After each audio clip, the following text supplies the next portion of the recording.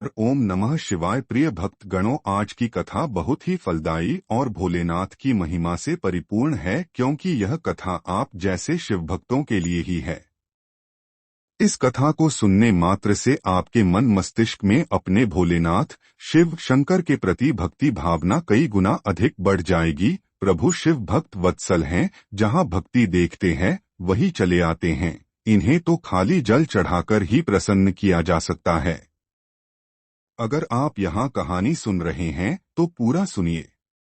इस कथा को आधा अधूरा छोड़कर जाने की गलती मत करिएगा, क्योंकि इस पवित्र कथा को पूरा सुनने से मनचाहा फल की प्राप्ति होगी। इसलिए इस कथा को पूरा सुने, भोलेनाथ का अनादर न करें। यह कथा आज आपको पूरी सुननी चाहिए, जिससे आप महादेव का पूर्ण आशीर्वाद प्राप्त कर सकें।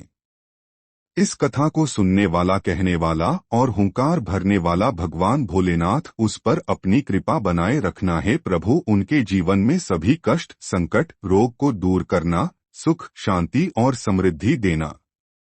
प्रेम से बोलिए हर हर महादेव। ओम नमः शिवाय। तो प्रिय भक्तगण, आए चलिए सुनते हैं।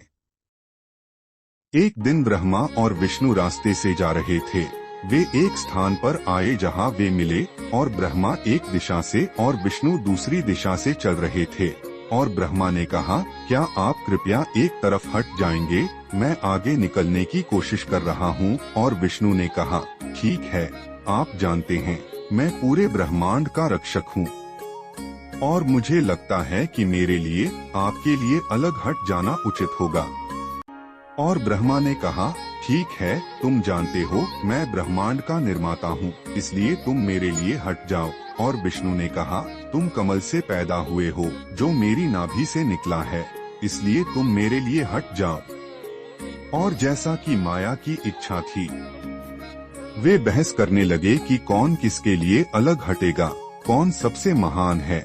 और उन्होंने एक प्रतियोगिता का फैसला किया। उन दोनों के ठीक बीच में जमीन से निकला हुआ एक शिवलिंग था, और यह ऊपर ऊपर बादलों के माध्यम से वायुमंडल की सबसे ऊंची पहुंच तक चला गया।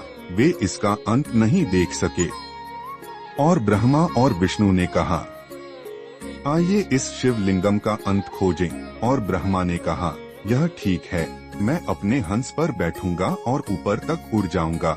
और विष्णु ने कहा, मैं शूकर बनूंगा और नीचे तक जाऊंगा, और यहाँ ग्राउंड जीरो पर लौटने वाला पहला व्यक्ति हम दोनों में से श्रेष्ठ होगा। तो विष्णु एक शूकर बन गए, और उन्होंने शिवलिंगम के साथ साथ धरती में खुदाई शुरू कर दी। और वह नीचे नीचे नीचे गए, और उन्होंने कहा, इस शिवलिंग का कोई अंत नहीं है, मैं थक गया हूँ और मुझे भूख लग रही है, और मैं वापस जा रहा हूँ, मुझे शिवलिंगम का अंत नहीं मिल रहा है। शिव अनंत हैं। विष्णु वापस आए। ब्रह्मा अपने हंस पर सवार हो गए, और वह ऊपर ऊपर ऊपर और ऊंचे जाने लगे। वह बादलों के बीच से गुजरे, और वह और भी ऊपर चला गया, और वह वहां पहुंच रहा था जहां उसने सोचा था कि वह शिवलिंगम के अंत के पास होगा।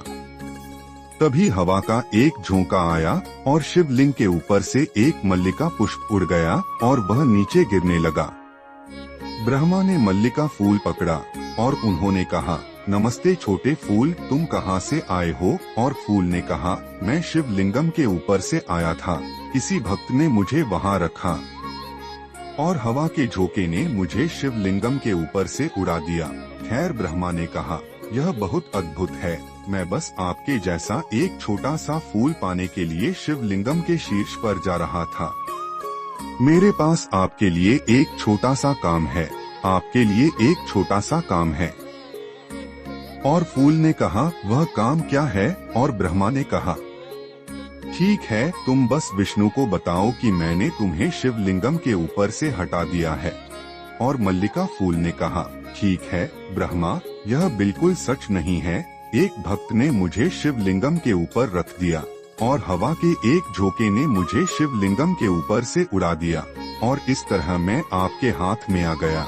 और ब्रह्मा ने कहा, क्या आप जानते हैं कि मैं कौन हूँ? मैं ब्रह्मांड का निर्माता हूँ, और यदि तुम मेरे लिए यह छोटा सा काम करोगे तो मैं यह सुनिश्चित करूंगा कि तुम्हें सभी फूलों के बीच सम्मानित किया जाए। ब्रह्मा ने फूल अपनी जेब में रख लिया और शून्य भूमि पर लौट आए।